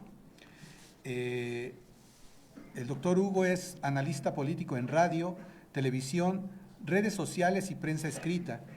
Radio y Heraldo TV con Javier Solórzano, Radio y TV UNAM, Radio Ibero, TV Mexiquense y Foro TV con José Luis Arévalo, Radio Educación, Radio TV Fórmula, Megacable, Canal 21, TV Internet, Canal 52 MBS, Excelsior, Revista Quehacer Político, La Crisis, La Crónica, El Día, etc. Sus líneas de investigación son porrismo y violencia juvenil en la UNAM, Las Barras Bravas, Fútbol y Sociedad, Movimientos Estudiantiles en México, Globalización, Cibersociedad, Culturas Juveniles y Comunicación Política. Es autor, entre otros, de los siguientes libros: Génesis, Desarrollo y Consolidación de los Grupos Estudiantiles de Choque en la UNAM, 1930-1990, Pensar la Comunicación, Yo Soy 132, Rebelión Estudiantil 2.0 en tiempos del Silicon Valley, y Movimientos Estudiantiles y Juveniles en México, del movimiento del 68 a Ayotzinapa. Sin más, doctor, le damos paso a sus palabras y le cedemos el micrófono. Muchas gracias. ¿Se me puede poner la otra? Sí. Bueno, buenas tardes, buenas tardes, noches a todos. Muchas gracias por la invitación. Nos toca cerrar, entonces aquí yo retomaría lo que han planteado los compañeros anteriormente, particularmente un tema que es muy sensible para todos, que fue el fallecimiento de estos dos compañeros estudiantes, pero que nos dejó marcados 3 desafíos para los jóvenes periodistas, ¿no? El primero, pues, es la precarización de las condiciones de trabajo de la gente que estudia esta carrera y que, pues, en los últimos semestres se incorpora al mercado de trabajo. Y lo que ocurrió con estos 2 jóvenes fallecidos es una muestra de esas condiciones precarias de trabajo para los que entran al medio, aunque los que ya estamos dentro del medio, pues también hay condiciones muy desiguales de trabajo. El segundo desafío, pues, es la violencia y la inseguridad. Aunque ese no fue un hecho violento, tampoco de inseguridad, más bien fue una cuestión, una responsabilidad de las empresas o de la empresa organizadora de ese evento. La inseguridad y la violencia van a ser un segundo desafío para la gente que egresa de nuestra carrera. Y el tercer elemento, pues, es el narcotráfico, que es justamente el tema del que vamos a platicar ahorita. Esta línea de investigación, pues este trabajo es una continuación de lo que hemos venido trabajando. Parte de este trabajo, pues, se ha expuesto, se me pone allí, es justamente la segunda, esa. Se ha expuesto, bueno, como ya se señaló, con Javier Solórzano, que participamos en sus noticiarios de manera cotidiana, en Radio UNAM, en el noticiero de la tarde, con Deyanira Morán, también, pues, en Radio Fórmula y en TV Fórmula, donde participamos en algunos noticieros, en TV Mexiquense y en Foro TV con José Luis Arévalo, y obviamente con los compañeros de La Jornada y del Universal, que también han retomado algunos planteamientos que hemos hecho. Obviamente este tema, pues, es un tema que tiene que ver con lo que está pasando en estos momentos, con esta cultura de masas y obviamente con la cultura del entretenimiento. Entonces entramos con este epígrafe que tiene que ver con 3 músicos muy famosos entre la gente joven: Natanael o Nata, Gavito y Netón. Ahí ponemos pinches vatos juglares del cártel Jalisco Nueva Generación. Y ahí vemos un fragmento de una de sus canciones muy famosas en las plataformas musicales, Spotify y demás, ¿no? Dice: vendiendo libras con unas putas pero esterlinas, agua de calzón, una güera prieta, hasta en Bugatti la cocaína llega, ya me elevé, me chingué un pase en caliente, pero con la reina Isabel, no con los presidentes. es un fragmento de una de sus melodías de mayor popularidad en las plataformas, que se llama El Presidente. Bueno, pasamos a la siguiente. Hace exactamente 40 años, si me pasa la siguiente, por favor. Hace 40 años, aquí en México se hacía un escándalo internacional porque había sido asesinado el agente de la DEA, Kiki Camarena, agente de origen mexicano, pero pues de nacionalidad norteamericana. Este agente de la DEA había sido asesinado por el apenas naciente cártel de Guadalajara hace 40 años. Este cártel lo encabezaban algunos jóvenes sinaloenses, entre ellos Caro Quintero, el señor Félix Gallardo y el no tan joven Don Neto. Hace 40 años se inició la guerra contra las drogas en México, justamente producto del asesinato de este agente de la DEA. A 40 años de distancia, apenas Caro Quintero pues, fue enviado a Estados Unidos, ¿no?, por la actual presidencia, y actualmente lo están enjuiciando ya en Estados Unidos. Los agentes de la DEA han hecho allí una serie de manifestaciones afuera de los tribunales norteamericanos pidiendo pena de muerte para este personaje que se considera fue el autor intelectual y material de la muerte de este agente norteamericano. A partir de allí consideramos que inicia la expansión de la narcocultura, o sea, ya no del narco de las balas, de los acuchillamientos y de las muertes violentas, sino la penetración cultural, la batalla cultural, ¿no? Nos decimos que hace 40 años ocurrió esto por el cártel de Guadalajara, y ahora 40 años después un grupo de origen sinaloense llamado los Alegres del Barranco hacen un escándalo nacional porque en un auditorio de la Universidad de Guadalajara llevaron a cabo un homenaje justamente a los dos líderes más importantes de los cárteles, al señor Oseguera, el Mencho, del cártel Jalisco Nueva Generación, y al señor Chapo Guzmán, ¿no? Ambos, bueno, por representantes de los dos grupos delictivos más violentos en México. A 40 años le hacen estos músicos homenaje justamente al cártel de Guadalajara. Bueno, pasamos a la siguiente. Hace 40 años también el asesinato de dos periodistas por parte de los cárteles, digamos que marca un punto de quiebre. El primero es en 1985, cuando es asesinado el periodista Manuel Buendía, uno de los periodistas más importantes de esa generación y quizás uno de los maestros, pues que hoy en día prácticamente las nuevas generaciones han dejado de leer, digamos que sus libros en los planes de estudio ya no aparece este gran periodista. Ahí aparece la portada de un libro escrito por otro de los grandes maestros del periodismo, Miguel Ángel Granado Chapa, y él nos plantea justamente eso, que el periodista Manuel Buendía es la primera víctima justamente de la narcopolítica en México en 1985, justamente cuando inicia la narcocultura.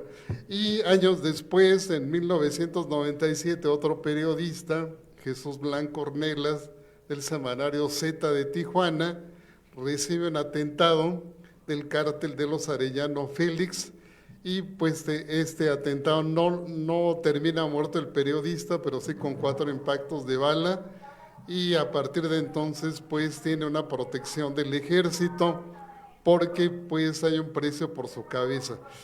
Estos dos acontecimientos nos marcan el contexto justamente a 40 años de distancia, pues lo que ha ocurrido, y quizás ahí tenemos parte del antecedente de lo que hoy tenemos. Bueno, pasamos a la tercera.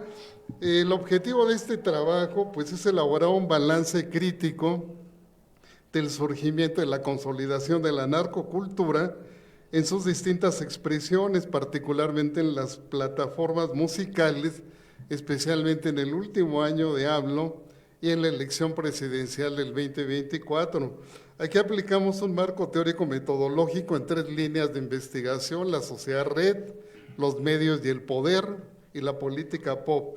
El método que utilizamos es, por un lado, documental y por otro lado, un trabajo etnográfico directamente con los músicos, con los youtubers, con los periodistas que tienen una participación directa en la industria del narcocorrido, así como en la observación participante. Algunos de los aspectos a desarrollar son las culturas mediáticas, mafiosas, las elecciones y el crimen organizado, López Obrador y la guerra sucia en su contra, justamente con el tema de narcopresidente, y la narcocultura en las redes, y obviamente los corridos tumbados. Bueno, entramos a la siguiente. La siguiente ponemos ahí como título: entre rosa pastel, las morras y el polvo rosa, ¿no? En la red circula mir por hora, entre rosa pastel, las morras y el polvo rosa, fotos, videos, canciones, pasarelas, videojuegos, apología tóxica y violenta, un poema al líder criminal, un agradecimiento al traficante por regalar despensas, y hay una idealización al modelo de vida del narco. Según datos recientes, entre 2013 y 24, más de 25 millones de personas, usuarios, interactuaban con mensajes digitales justamente en las redes de la narcocultura. Bueno, pasamos a la siguiente. Ejemplo número 1, pues este videoclip que a veces analizamos de manera superficial y en otras clases lo hemos analizado con mayor profundidad. La intención de Cristian Nodal y de Doble P o Peso Pluma, como ustedes quieran llamarle.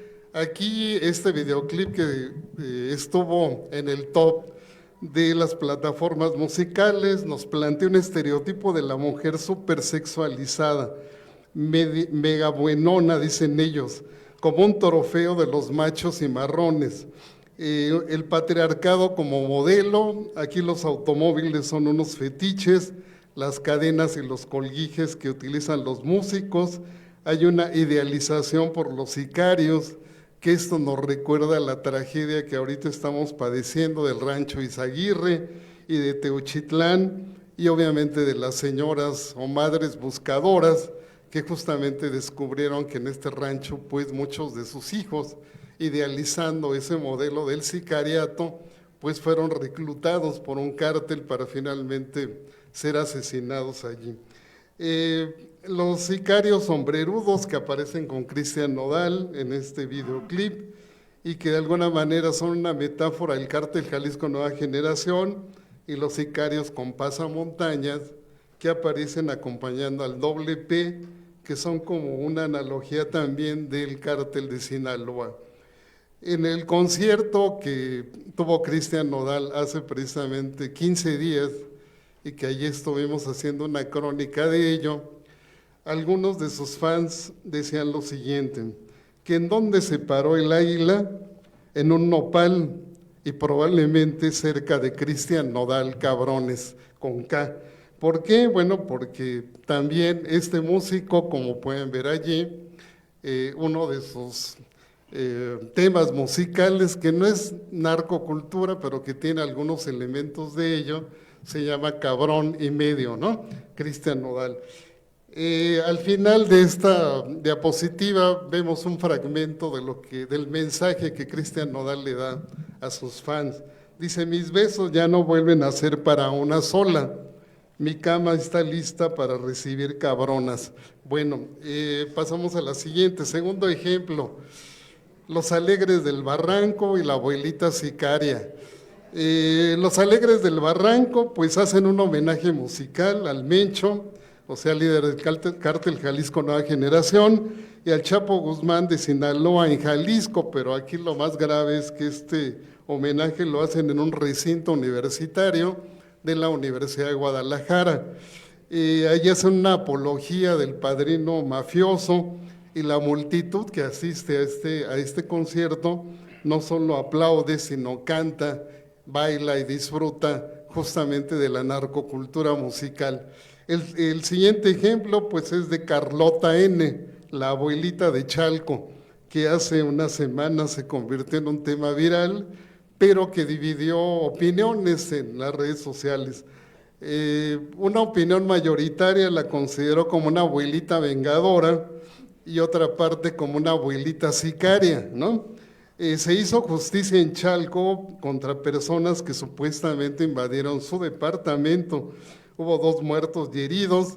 Las redes sociales se sobresaturaron idealizándola y comparándola con Mamá Lucha o con la señora Coco, ¿no? De la película esta de Disney. Decían las redes sociales, esta abuelita no solo protege sus ahorros, sino su casa y a balazos. Bueno, ejemplo 3, pasamos a la siguiente.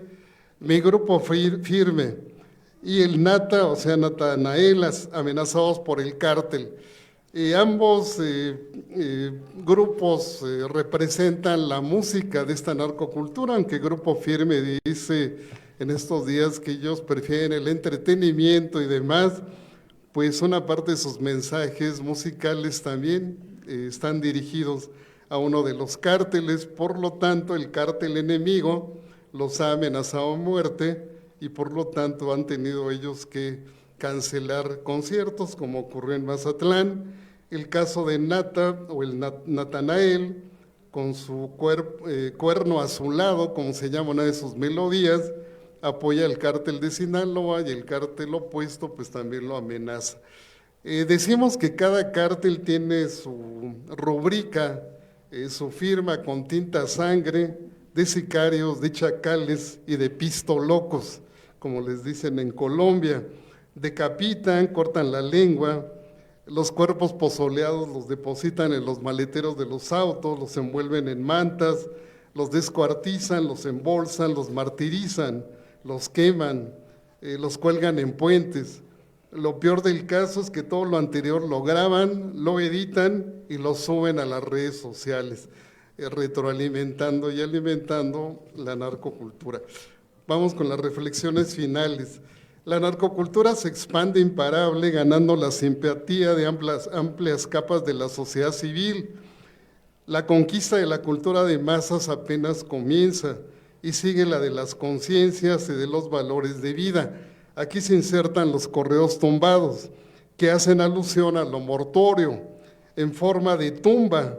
Tumbado es tumbar, herir, matar, eliminar. El agujero donde sepultan a los muertos, el hoyo, el rectángulo donde se entierran a los difuntos. Este género disfruta del gusto colectivo y se encuentra posicionado como líder de ventas en las plataformas globales de música. El propio Bad Bunny y su melodía Ella Perrea Sola fue desplazado del liderazgo musical y tuvo que cantar al lado del grupo mexicano fronterizo, Grupo Frontera y su 1%. Bueno, finalmente la última conclusión, retomando literalmente lo que dice Nata y sus compas, la HDSPM, vida tumbada, esos pinches vatos locos y sus morritas en el límite, navajazo limpio, y ya estamos jodidos en la lucha por la sobrevivencia, en los juegos del hambre, donde los correos tumbados como parte vertebral de la narcocultura se convierten en el nuevo catecismo y alimento espiritual de miles de jóvenes atrapados en el mundo sicario. Y cerramos con un fragmento del cuerno azulado de Natanael. Dice, él canta, cuerno de chivo azulado con el gobierno pactado, chingo de perico se ha traficado, JGL, o sea, Joaquín Guzmán Loera, o sea, el Chapo, para presidente, delincuencia organizada. Bueno, muchas gracias.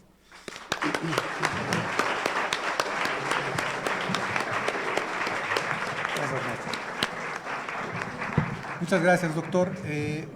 Pues como pueden ver, la realidad es que sin querer la mesa estuvo dividida en dos.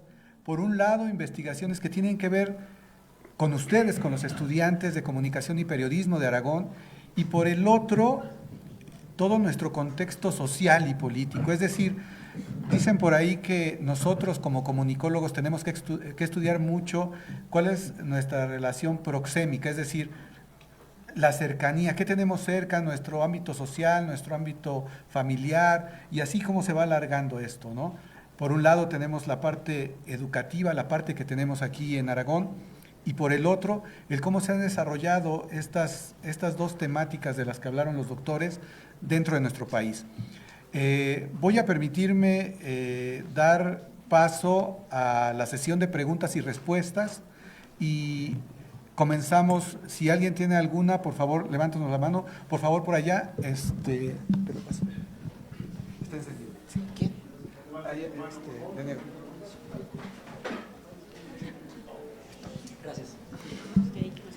Bueno, yo quería hacer dos preguntas, uno para el licenciado que hablaba sobre el desarrollo de la izquierda en México. Particularmente yo me pregunto, ¿no? Este análisis, cómo plantea la izquierda, si como una izquierda homogénea, porque a mí me parece incluso hoy que nos podemos replantear si la izquierda llegó al poder, esta misma izquierda que tiene una alianza con el narco, que tiene más de 11 feminicidios al día, hoy con Claudia Sheinbaum en el poder, que ha legislado un montón en torno a la violencia de género, pero que de todos modos eso no ha resuelto para nada, ¿no? Son cosas formales, ¿no? Y yo me lo pregunto, porque en el 68 podemos hablar de la izquierda anticapitalista, marxista, maoísta, trotskista, que tiene un auge, que abandona no solo la lucha callejera para enfrentarse a la lucha electoral, pero que tiene la lógica anticapitalista, ¿no? Yo veía que usted recuperaba al PRT y a Rosario Ibarra. De todos los candidatos que mencionan, Rosario Ibarra la única que salió a hablar en torno a la desaparición de Ayotzinapa. Entonces yo me preguntaría, y si más bien ustedes en torno a su investigación, ¿cómo lo vienen considerando? Si no hay más bien una debacle de la izquierda históricamente, ¿no? Si es más bien que no buscaron que la izquierda se adaptara, incluso en la desaparición del PRT, y cómo posteriormente se unifica con el PRD. Por otro lado, en torno a la narcocultura, yo me quedaba preguntándome, al final mencionan como reflexión final, ¿no? Que hoy se vuelve eso el catecismo, ¿no? Que se vuelve parte de la alienación espiritual que tenemos los jóvenes.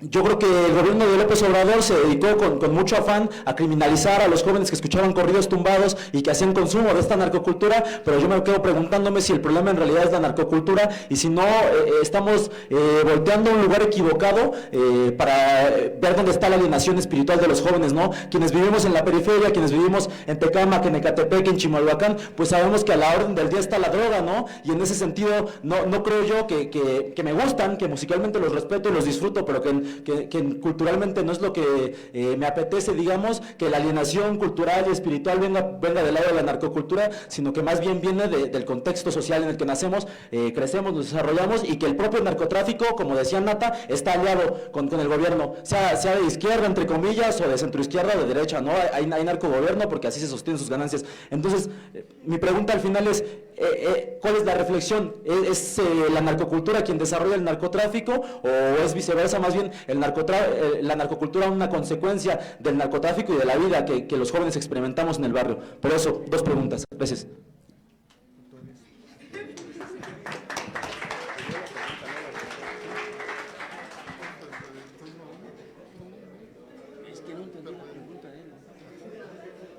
Pues básicamente la narcocultura efectivamente es una consecuencia de este fenómeno, como decíamos, pues inicia hace 40 años, ¿no? Hace 40 años todavía no se podría hablar de cárteles, porque los cárteles ya son empresas, ¿no?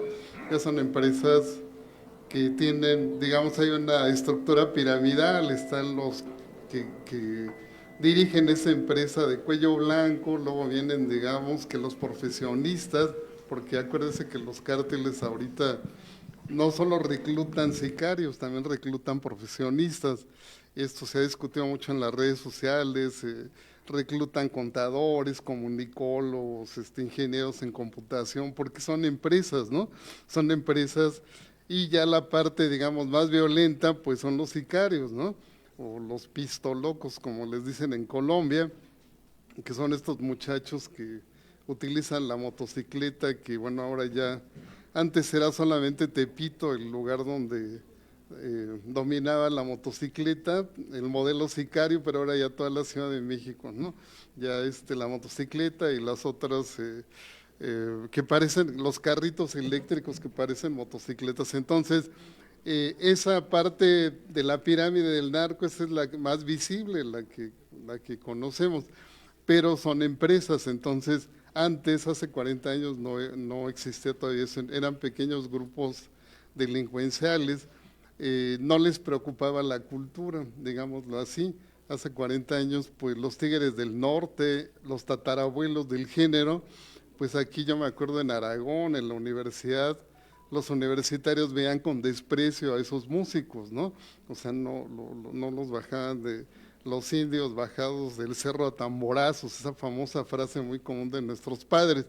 Entonces, la mayoría de músicos de ese género no, todavía en los años 90, cuando asesinan al candidato del PRI, a Colosio, pues es famoso el fondo musical de la banda Machos, ¿no? Que ya es como una segunda generación de la narcocultura, ya más, pues ya que está tomando más cuerpo, tema musical cuando matan al candidato del PRI, a este señor Colosio, y que ya era un tema que ya empezaba a llegar a las ciudades, aunque todavía en la ciudad seguían viendo con desprecio a estos músicos, pero después ya el cártel llega a México como cártel, y entonces ahí sí ya les empieza a preocupar la cultura, y entonces no solo ganar la batalla de los balazos, sino también ganar la batalla de las conciencias. Y ahora, pues como decíamos, hay miles de jóvenes que el modelo que ven en las series de televisión, en la narrativa cultural, pues aspiran a ese modelo, y pues lo que pasó en este rancho no es el único rancho que hay en México. Hay miles de ranchos y hay miles de jóvenes que son reclutados porque te ofrecen un buen salario, porque ves en la serie televisiva que un sicario puede ser un triunfador, y pues allí esa narcocultura es consecuencia justamente del crecimiento y consolidación de ese fenómeno. ¿Cómo detenerlo? Pues es complicado, pero bueno, pues eso será tema de otra reunión, ¿no? Gracias. Le pido por favor que me precise la pregunta así muy concretita, y si es posible hasta sin micrófono. Si no hay más bien un debate en realidad de la izquierda en ese sentido, que si podemos aún hoy por hoy considerar que la izquierda llegó al poder, esa izquierda independiente que venía en el 68, como usted mencionaba. Sí, efectivamente, la izquierda independiente, no hablo yo del PPS, ni hablo yo del PST, que después se convirtió en el famoso ferrocarril, sino de esa izquierda que inicialmente estaba encabezada por el Partido Comunista y que en el año 81 se fusiona con otras corrientes de izquierda, como fue el caso del Movimiento de Acción Popular, el MAP, el Partido del Pueblo Mexicano, el Partido del Socialista Revolucionario, y en el año 87 hubo otra fusión, donde hay la fusión del PMT, que encabezaba Alberto Castillo, que representaba otra tendencia de la izquierda, no una izquierda socialista tipo Labourse, sino una izquierda más nacionalista, porque incluso él se negaba a aceptar que los partidos llevaran el nombre de socialista y que llevaran la hoz y el martillo. Pero bueno, y también a esa izquierda en el año 87, pues se unifica la ACNR, la Asociación Cívica Nacional Revolucionario, que venía de la guerrilla de Guerrero, la encabezada por Genaro Vázquez. Esa ya es otra tendencia. Y también hay otra tendencia más de izquierda, la huir línea de masas, la corriente, digamos, maoísta, la que algunas derivaron en el campo, en el movimiento urbano popular, otros incluso en Chiapas, el caso del señor comediante enmascarado chapaneco, esa es otra tendencia.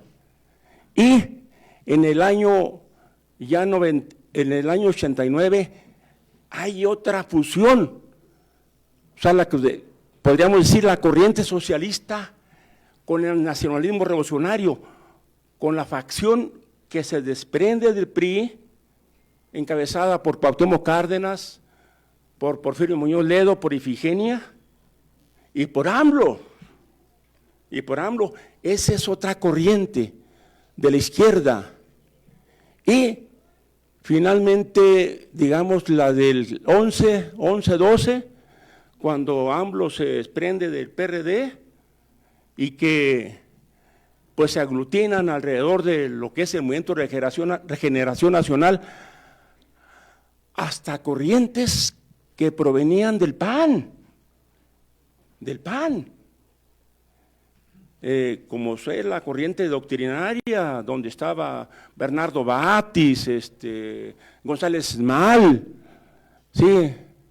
O sea que hoy la izquierda, podríamos hablar de la izquierda, no en el sentido de como se pensaba antes, que izquierda era solamente el marxista-leninista, el que leía los textos de Marx, Lenin o Trotsky, sino aquella corriente que comienza a extenderse, sobre todo a partir de la caída del muro de Berlín y la caída de la Unión Soviética.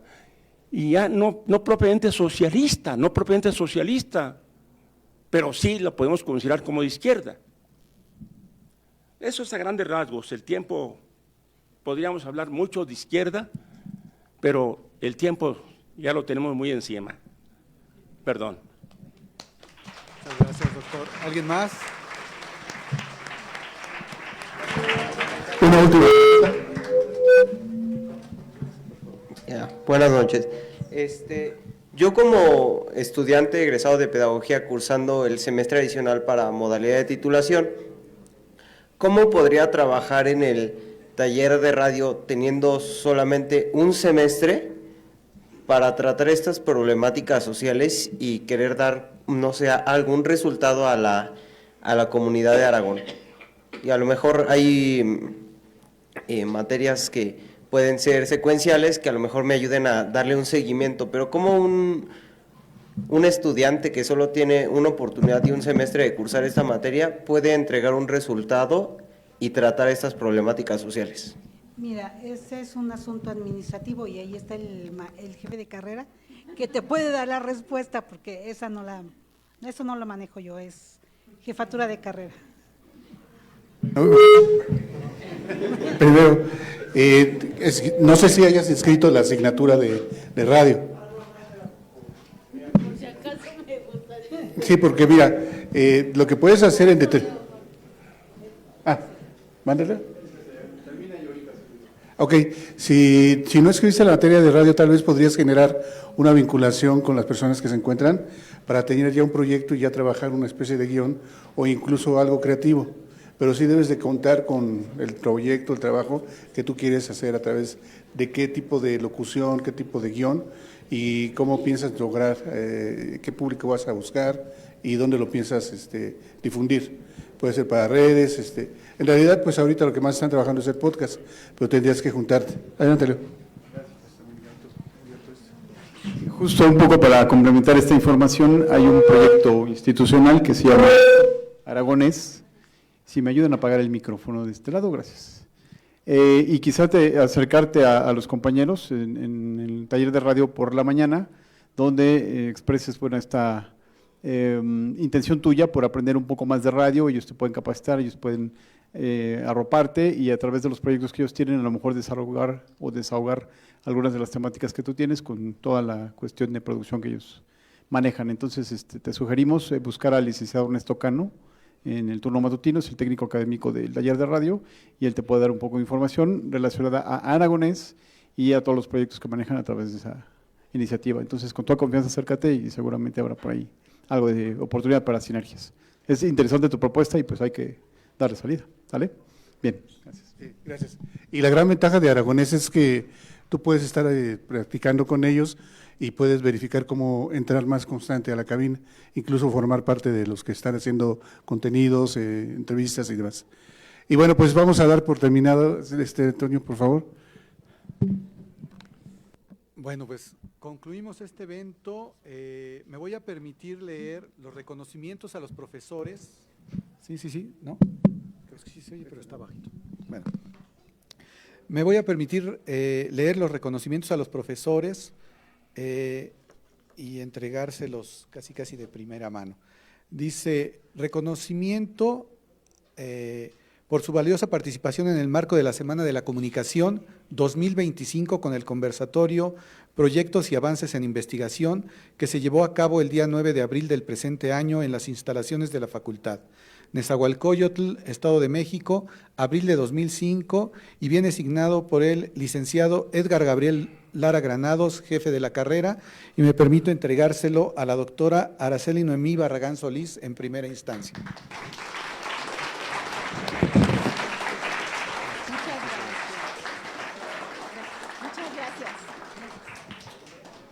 En segunda instancia, a la licenciada Angélica Feliciana López Matías.